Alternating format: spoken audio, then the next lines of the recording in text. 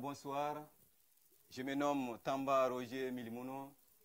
Ce soir, nous allons partager ensemble le cours de biologie. Je suis chargé des cours de biologie au lycée Almami Samoré Touré de Cancan. Ce soir, le thème que nous allons partager ensemble porte sur les fonctions de nutrition et métabolisme. Et nous allons commencer par la digestion des aliments. Niveau 10e, la durée du cours, 1 heure de temps. Et la référence bibliographique de notre cours de ce soir, vous allez utiliser le document de sciences de la vie, la Terre, 10e année, du ministère de l'enseignement préuniversitaire et alphabétisation, page 624. Le plan de travail est le suivant. 1. Nous allons voir la composition des aliments. 2. Nous allons voir l'étude expérimentale d'une digestion, rôle des enzymes digestives.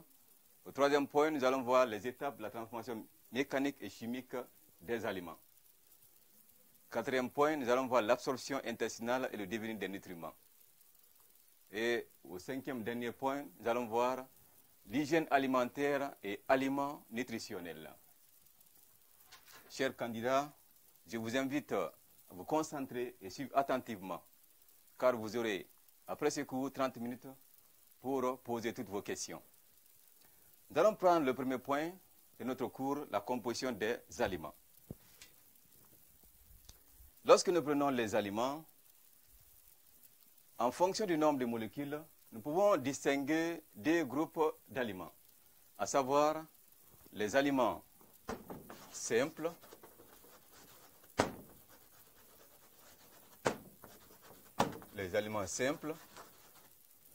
et les aliments composés. Les aliments simples sont des aliments constitués d'une seule molécule. Une seule molécule. Nous avons comme exemple les lipides, les glucides, etc. Deuxième, nous avons les aliments composés.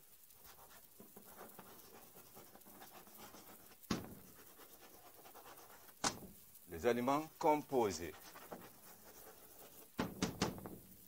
Comme exemple, nous avons le pain, le lait, etc. Chers candidats, pour déterminer la composition des aliments, des réactions de caractérisation nous permettent d'identifier les aliments simples renfermés dans les aliments composés. Et je vais vous donner un tableau nous permettant de faire les tests de caractérisation, autrement appelés les réactions de caractérisation.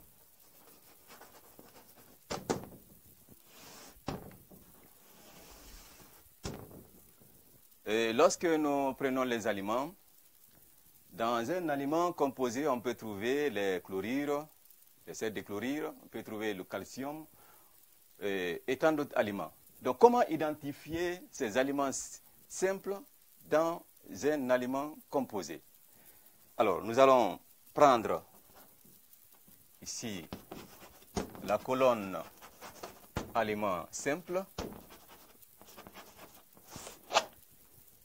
Exemple, on va donner un exemple d'origine pour chaque aliment. Exemple d'origine. Réactif permettant de caractériser l'aliment. Réactif chimique.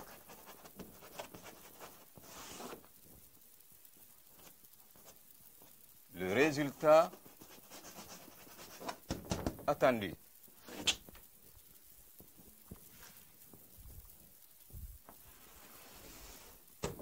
Pour identifier les sels de chlorure,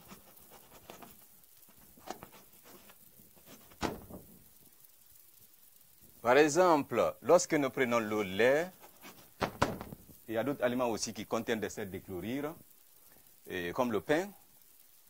Alors, on utilise le réactif du nitrate d'argent. Du nitrate d'argent. Et le résultat est une formation de précipités blancs.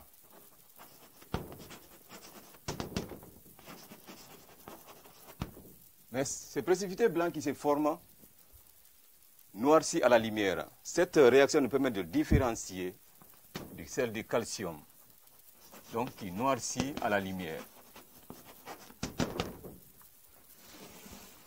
Il y a d'autres éléments aussi qu'on peut caractériser, comme le calcium, qui est un élément minéral aussi. Le calcium est caractérisé par le réactif de l'oxalate d'ammonium.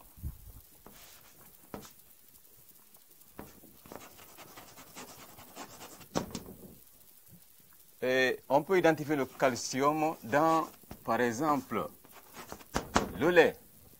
Donc l'oxalate de calcium permet de caractériser le calcium dans un aliment.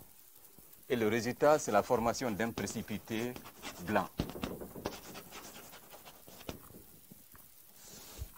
Donc, toujours dans un aliment composé, on peut aussi trouver d'autres aliments comme les sucres, notamment le glucose, qu'on peut caractériser avec la liqueur de Feeling. Par exemple, on peut le trouver ici encore dans le lait, on peut identifier dans le lait. Et ici, alors, si le lait contient du glucose, il y a formation d'un précipité rouge. Un précipité rouge brique.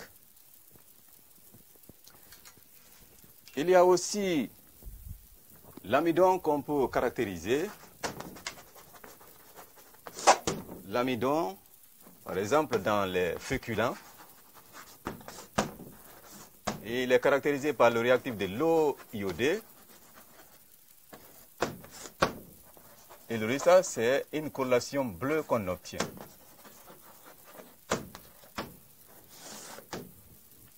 Chers candidats, on peut aussi caractériser d'autres, comme par exemple les lipides, toujours dans un aliment s'il est composé. Et comme exemple, nous avons les huiles, par exemple dans l'arachide, exemple d'origine. Et là, avec le Soudan 4, Soudan 3. Donc le Soudan 3 est le réactif qui caractérise les lipides dans un aliment. Et le résultat, c'est la formation d'une collation noire. On peut aussi caractériser ces candidats, enfin, les protides à partir de deux types de réactions, savoir la réaction xanthoprotéique et la réaction de Buret. Et comme exemple, on peut par exemple choisir l'œuf, on peut choisir aussi le pain, on peut choisir le lait. Et là, nous avons deux types de réactions, savoir la réaction xanthoprotéique et la réaction de Buret. La réaction xanthoprotéique donne comme résultat d'abord une coloration jaune qui vire à l'orange après l'ajout du deuxième réactif. Parce qu'il y a deux réactifs qu'il faut ajouter. La réaction de Buret, donc il y a la formation d'apparition d'une coloration bleue et enfin d'une coloration violette. Bien, donc chers candidats, voici comment il faut caractériser. Et à ce niveau, il y a des pièges, parfois on peut demander de caractériser. Alors, par exemple, les protides dans l'œuf par des réactions qui sont différentes ici, celles données ici, comme le chauffage. Bien. Le deuxième point, nous allons prendre l'étude expérimentale d'une dissection.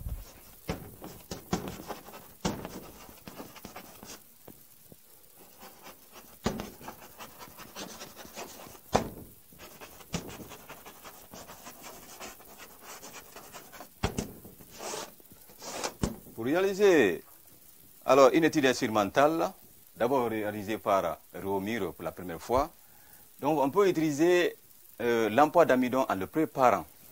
Donc là, ici, je vais aussi donner un tableau d'expérience qu'on peut réaliser. Ici, nous sommes en classe. Ici, c'est par exemple au laboratoire, si on dispose les réactifs. Donc, on peut faire cette expérience dans des tubes à essai, des tubes ici qui sont des matériels en forme cylindrique. Donc, alors, je peux prendre 4 tubes, ici tubes, et je fais mes expériences, là, expérience, et le résultat.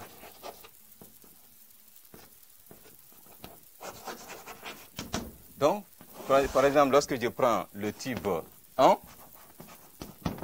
le type 1, je dis tout à l'heure qu'il faut utiliser l'emploi d'amidon.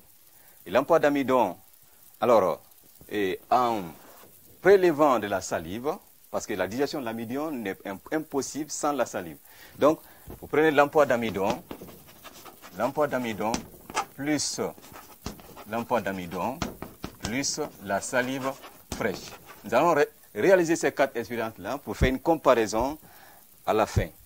Salive fraîche. Et deuxième type,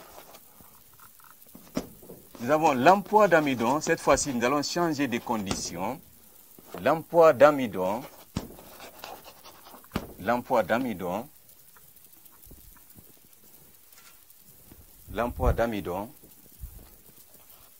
plus la salive fraîche. Je vais revenir, voilà.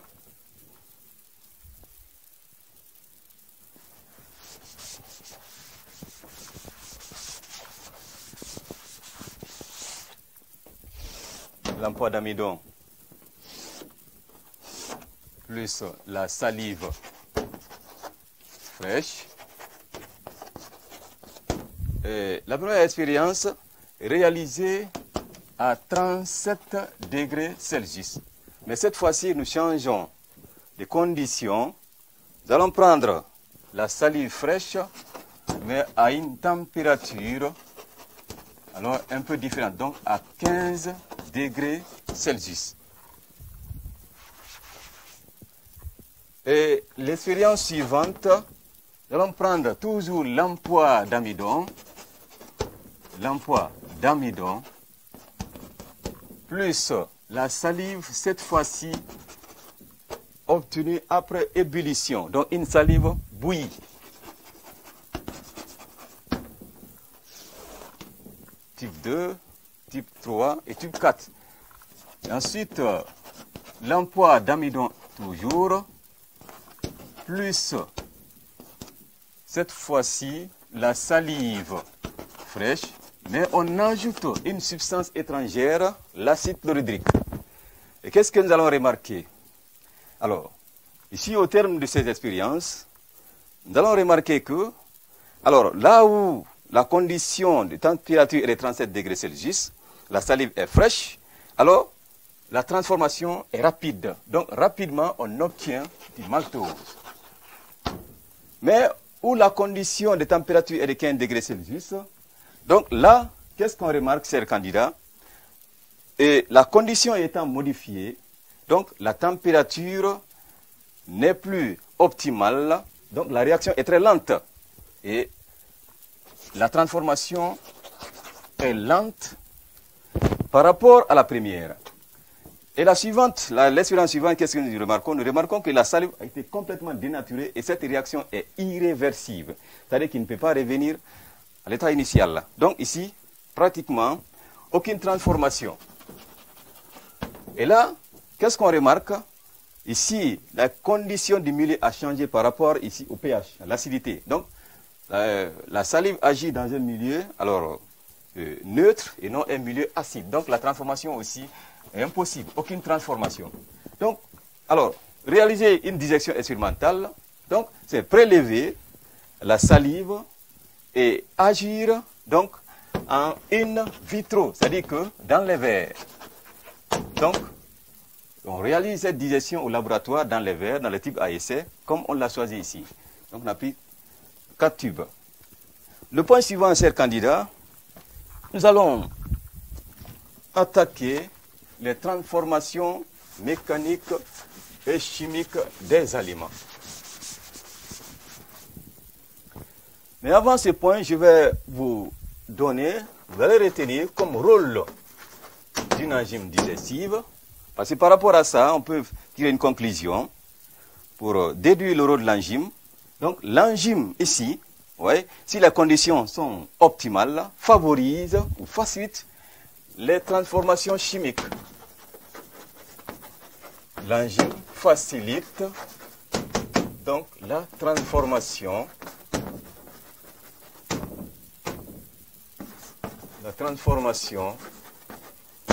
des aliments, notamment la digestion.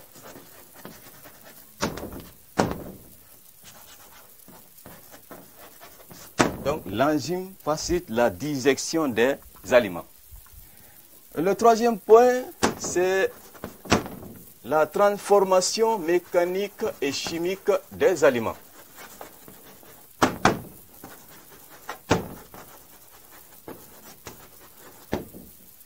Et chimique des aliments.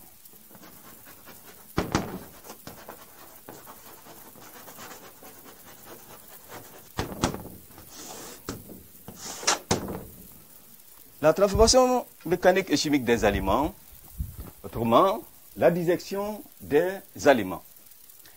Qu'est-ce qu'une digestion? La digestion est un ensemble de processus mécaniques et chimiques, comme on le dit, de transformation permettant la réduction de la taille des molécules en des molécules plus petites capables de franchir la paroi intestinale. Donc, c'est la simplification moléculaire. Et donc, ici, si c'est un ensemble de processus mécaniques et chimiques, donc nous avons deux grandes transformations qu'on va observer pendant notre digestion. Et ces transformations ont lieu grâce ici à une structure de conduits et de glandes. Donc, cette activité est réalisée grâce à un ensemble de structures composées de conduits et de glandes. Alors, ici, nous avons d'abord la transformation chimique.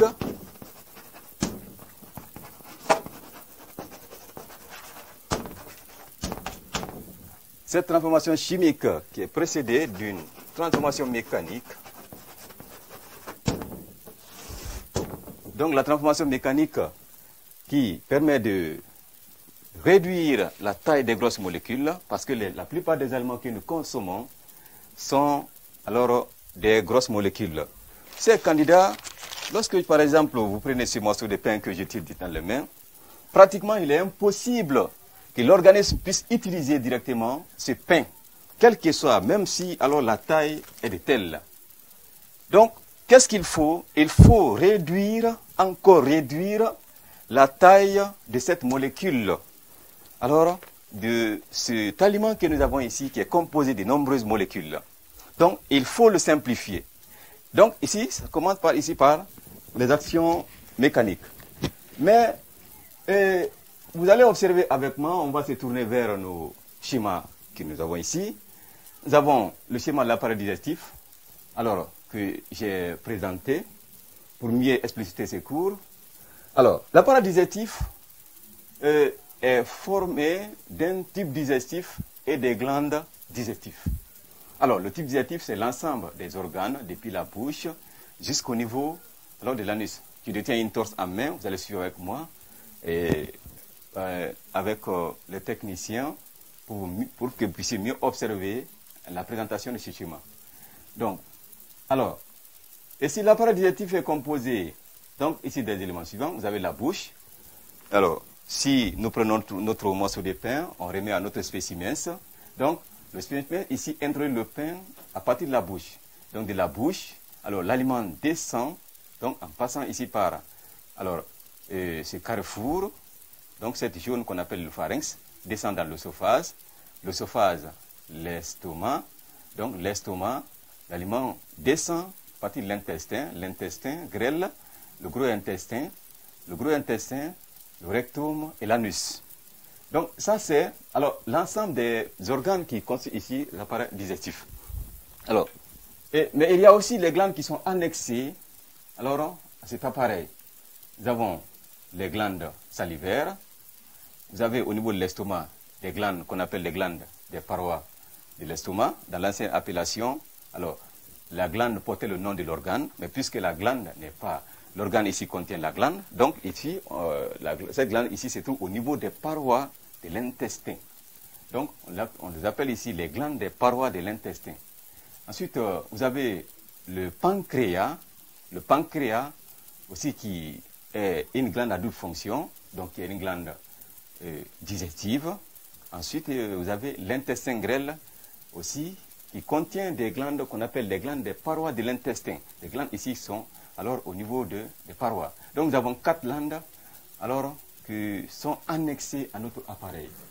Donc, alors, si nous prenons ici la transformation mécanique, donc elle commence ici dans la bouche, et ensuite il y a la déglutition au niveau du pharynx, après l'estomac et l'intestin grêle, et ça nous au niveau du gros intestin. Bien. Alors, après la transformation mécanique, nous avons la transformation chimique. La transformation chimique. Donc, la transformation chimique, comme vous entendez, fait intervenir des réactions chimiques. Donc, ces réactions chimiques sont rendues possibles grâce à des sécrétions qu'on appelle donc des cycles digestifs, les sécrétions des glandes digestives dont on vient de citer tout à l'heure, les 4 glandes. Alors, ces sécrétions sont les glandes, le cycle salivaire, le cycle gastrique, le cycle pancréatique et le cycle intestinal. Et chaque cycle contient un certain nombre d'enzymes. C'est ainsi, alors le cycle est défini comme étant un liquide sécrété par les glandes contenant au moins une enzyme digestive.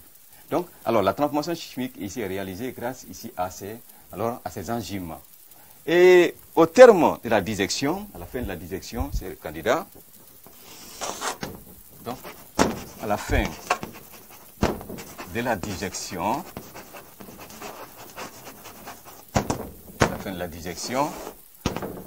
nous obtenons des types de substances. Alors, nous obtenons ici les fibres de cellulose,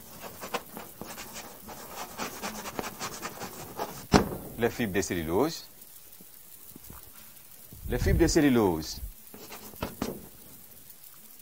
Ensuite, on obtient des substances incomplètement digérées,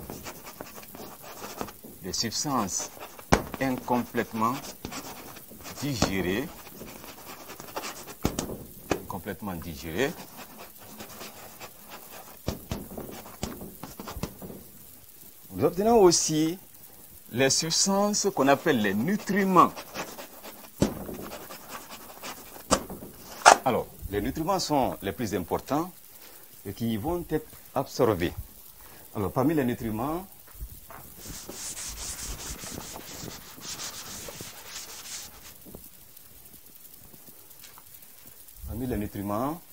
nous avons l'eau, nous avons les sels minéraux,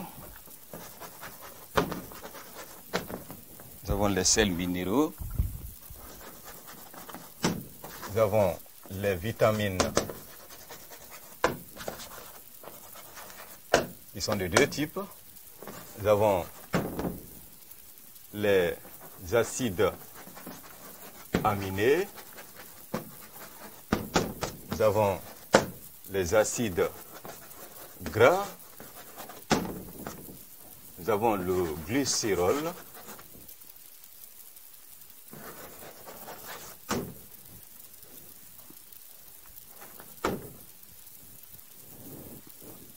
nous avons les sucres simples. Alors, cet ensemble consiste alors ce qu'on appelle les nutriments.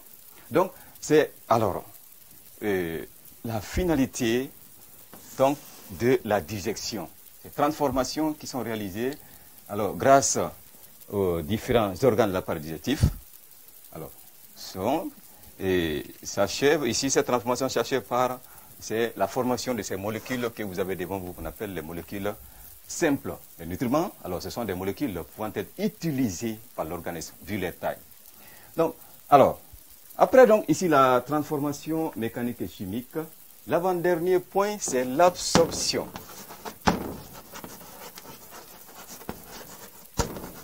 L'absorption intestinale.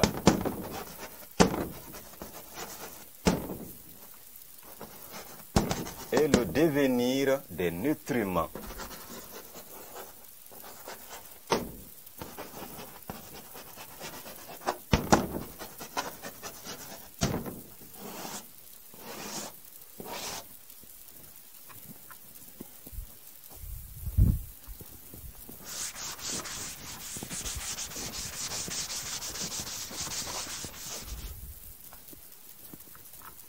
Les nutriments qu'on vient d'énumérer tout à l'heure, alors, vont passer à travers le sang et la lymphe.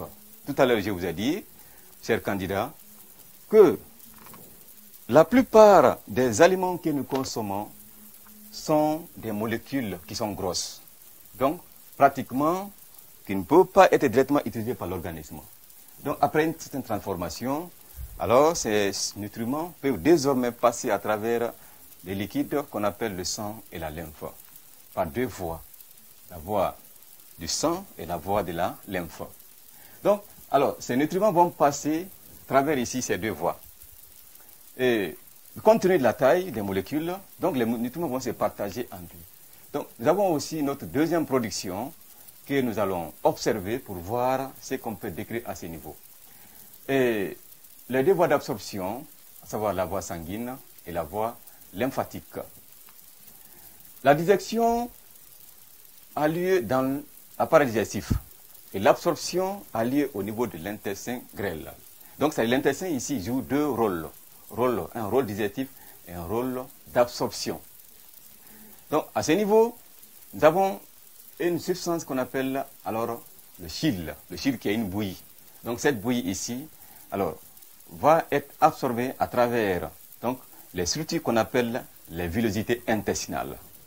Vous avez en bas ici, alors, une structure de villosité, la coupe d'une villosité intestinale. Donc, il y a nombreuses villosités, c'est une coupe, c'est la coupe d'une villosité, il y a nombreuses au niveau ici de l'intestin. Donc, à ce niveau, les nutriments vont passer à travers le sang et la lymphe. Donc, vous avez à ma gauche, la voie sanguine, et à ma droite, vous avez ici la voie lymphatique. Donc la voie sanguine passe ici par le foie, qui termine au niveau du cœur. La voie lymphatique passe ici par le canal thoracique et se déverse. Alors ça prend la circulation sanguine au niveau de la veine cave, alors la veine cave supérieure. Donc au niveau de la veine cave supérieure, alors ici, les substances sont déversées et alors sont transférées au niveau de la circulation sanguine. Ce sont les deux voies, on appelle ici les voies d'absorption des aliments. Et là, quand on prend ici la voie sanguine, elle commence par l'intestin, passe ici par la veine porte.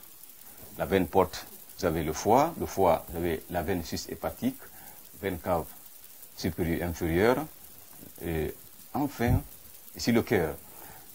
La voie lymphatique commence également aussi par l'intestin grêle, passe ici par les vaisseaux lymphatiques, les ganglions lymphatiques, la citerne de Schill, le canal thoracique, la veine sous-clavière, et ça prend la circulation sanguine à partir de la veine cave supérieure.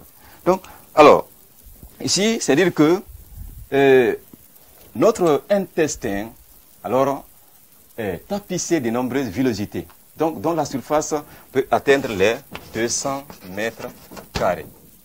Donc, l'absorption est très facile, alors, et rapide. Bien. Donc, les nutriments ici, en passant dans le sang et la lymphe, vont être utilisés. Quel est le rôle des nutriments? Quel est le rôle, alors, de ces nutriments absorbés? rôle des nutriments. Alors, les nutriments absorbés doivent jouer alors un rôle très important. Donc, ici, ce rôle, c'est participer à la construction de l'organisme. Donc, ça dit que, alors, ces nutriments ont des fonctions suivant la qualité de l'aliment que nous avons consommé. Donc, ici, alors, les nutriments vont intervenir dans la croissance. Donc, la croissance, l'entretien, alors, nombreuses fonctions suivant alors le régime alimentaire. Bien. Là, lorsque nous prenons le dernier point, 4, l'hygiène alimentaire.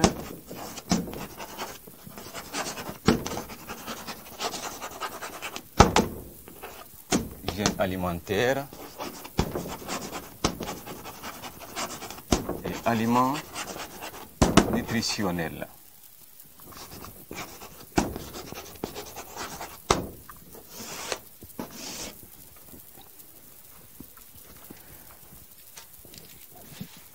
Une alimentation équilibrée doit être qualitative et quantitative, si elle doit permettre ici le bon fonctionnement de l'organisme. Donc, une alimentation ici qui doit permettre le bon fonctionnement de l'organisme doit être équilibrée qualitativement et quantitativement, chers candidats. Donc, ça veut dire quoi?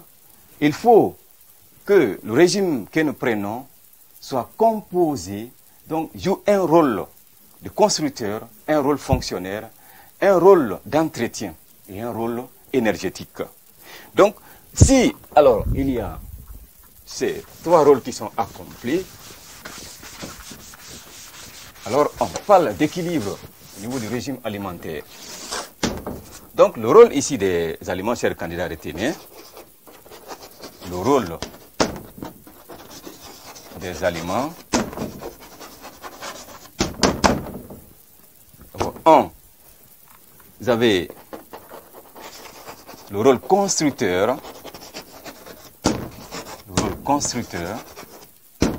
le rôle énergétique, le rôle d'entretien, le rôle fonctionnel. Rôle fonctionnel et d'entretien.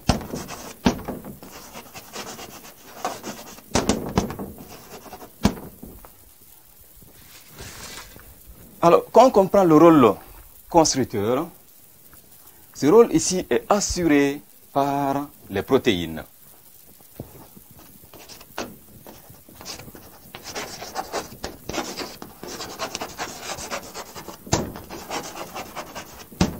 Donc, ce rôle est assuré par les protéines.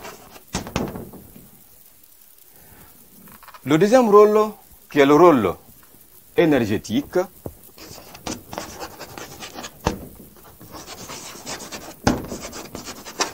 ce rôle est assuré par les glucides, les lipides,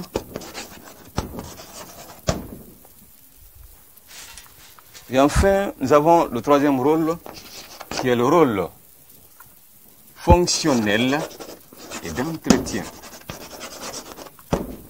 Rôle fonctionnel et d'entretien.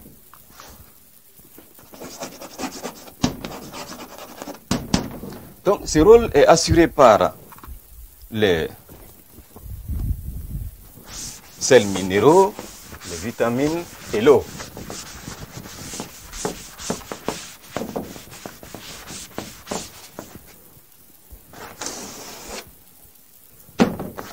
Vous avez l'eau, vous avez les sels minéraux,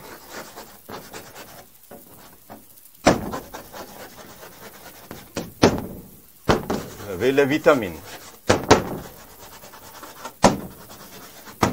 On les appelle les aliments fonctionnels.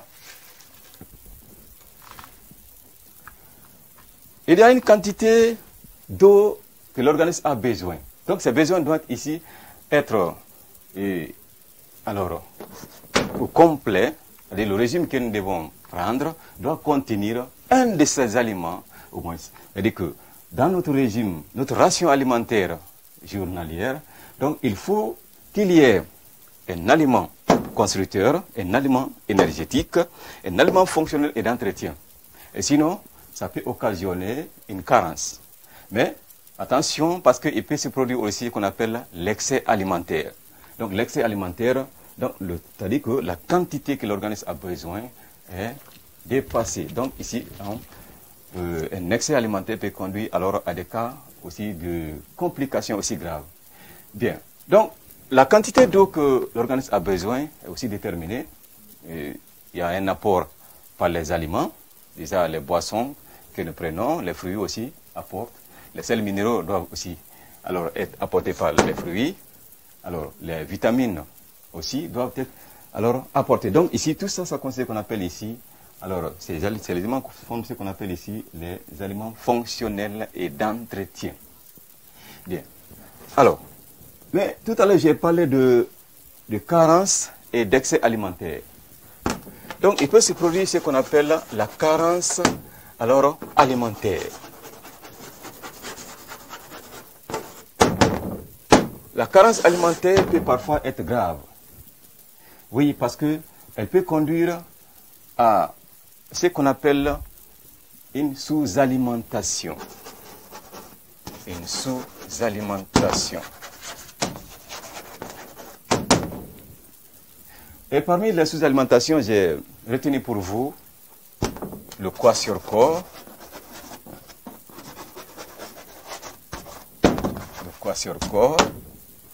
le marasme,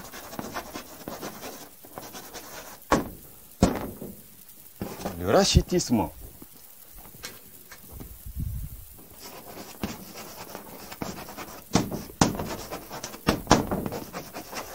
Le rachitisme, trois formes de malnutrition dont les deux sont alors les deux formes qui prédominent dans l'Afrique subsaharienne, le kwashiorkor et le marasme.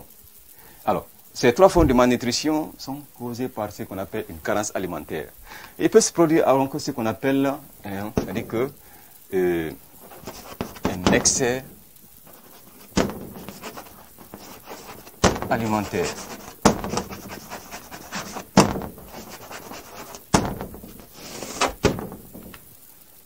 Un excès alimentaire peut conduire à des cas d'obésité.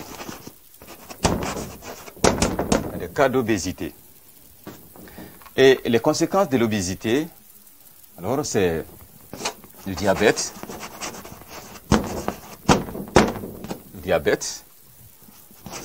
les accidents cardiovasculaires, on appelle les ACV, les ACV que nous allons étudier dans l'activité cardiaque et la circulation sanguine.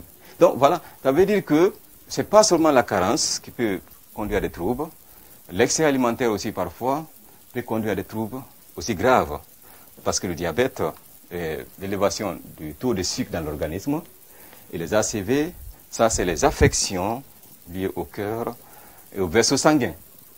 Donc, chers candidats, alors, en quelque sorte, voici un peu sur le dernier point qui est de notre cours, c'est-à-dire l'hygiène alimentaire et l'aliment nutritionnel.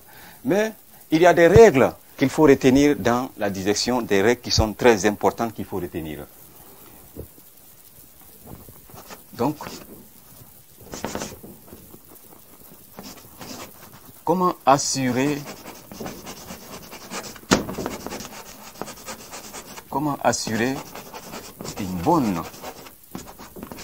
une bonne hygiène de la digestion.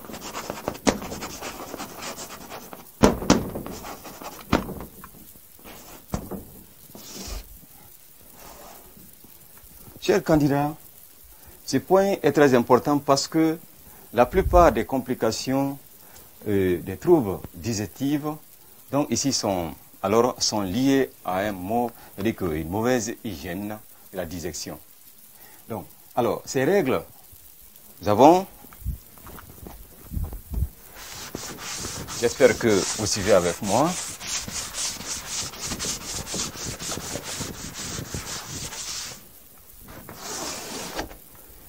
Donc, première règle d'hygiène, c'est l'hygiène des dents. Donc, il faut se brosser les dents au réveil et après chaque repas. Donc, et c'est là pour éviter la carie dentaire et la tache dentaire.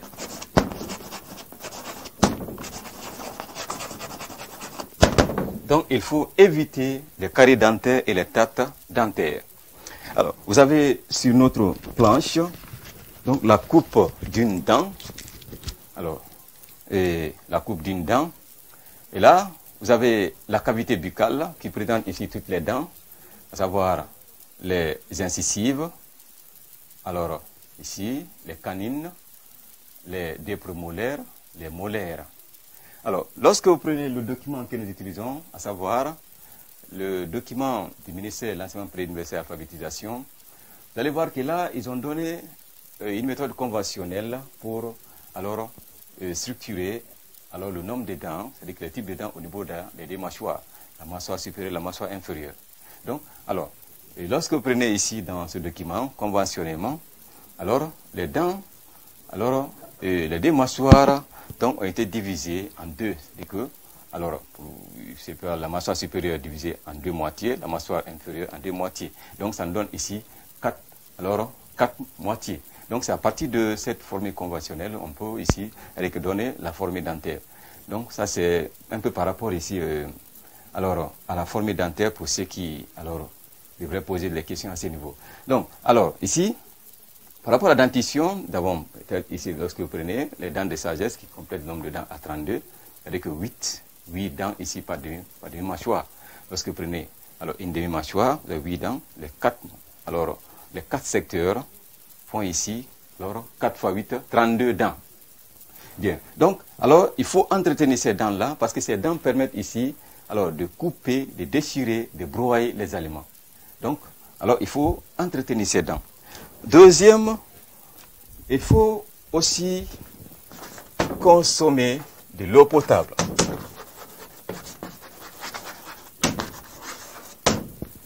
Donc, il faut consommer de l'eau potable. Donc, une eau potable, c'est une eau, c'est-à-dire qui est jugée bonne sur le plan sanitaire. Donc, cette eau doit être consommée avant, c'est-à-dire que toute eau doit être consommée avant le traitement. En plus, il faut aussi éviter de boire trop d'eau pendant le repas. Éviter de boire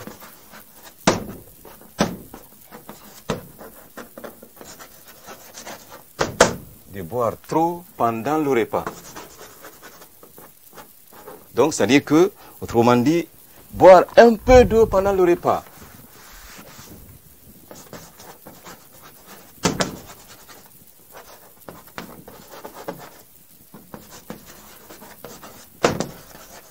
Boire un peu d'eau pendant le repas. Et c'est là, pourquoi cette règle? Parce que il faut éviter que les cycles digestifs alors, soient détruits avant leur action. Donc, pour éviter que les cycles ne soient alors dissous, parce que trop d'eau peut alors ici détruire les cycles digestifs. Il faut aussi pratiquer des exercices. Donc là, pourquoi les exercices? Parce que pour faciliter l'évacuation des déchets. Parce que les déchets produits au niveau du gros intestin, par la consistance des matières fécales, grâce ici à cette flore qu'on appelle la flore bactérienne, donc doivent être éliminés. Donc il faut aussi faciliter l'élimination des déchets.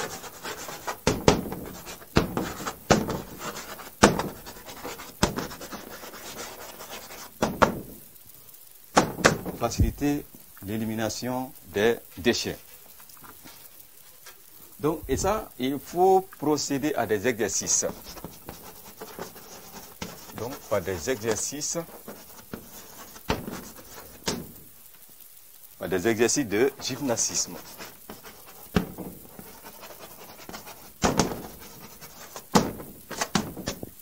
Très bien, chers candidats. C'est à ce niveau que notre cours de ce soir prend fin. Alors, vous aurez le standard sur lequel vous allez appeler. Donc, il y a mon numéro aussi, le 628 12 38 06. Donc, alors, qu'il faut utiliser pour envoyer les SMS.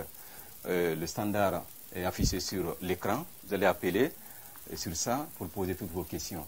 Merci de votre aimable attention. Merci et j'attends vos questions.